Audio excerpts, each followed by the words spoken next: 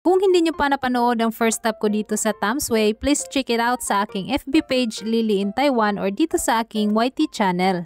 Kasi doon nyo mapapanood kung paano pumunta dito sa Baishawan Beach. Hey guys, kamusta? It's me Lily, your commuter travel buddy here in Taiwan. And welcome back with another Rest Day Takas. Pansamantalang takas sa mundo ng realidad. Heading to my second destination for my birthday celebration, sinulit ko talaga ang mga lugar na malapit dito sa Baishawan Beach. Nag-check nga ako sa Google kung ano pang mga lugar na pwedeng puntahan dito. At ang susunod ko nga pupuntahan ay ang Linshabi Cape. Pero bago mo pa marating ang Linshabi Cape ay madadaanan mo dito ang Baishawan Lookout. Mga 10 minutes lang ang lakad papunta dito galing Baishawan Bay. Pwede ka namang dumaan sa beach area from Baisha Bay to Linshabi Cape. Pero dito nga ako sa kalsada dumaan para makita ko naman ang view dun sa baba. Makikita mo nga dito sa Baishawan Lookout ang panoramic coastal scenery and sea view ng Linshabi Cape and Foyge Point.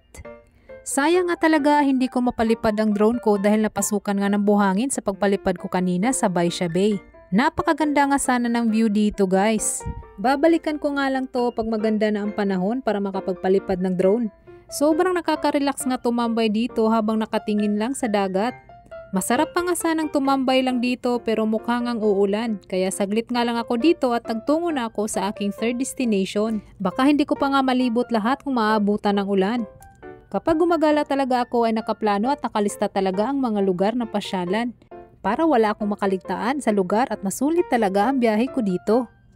Salamat sa panonood and see you sa ating third destination dito sa Baishawan Bay. Bye!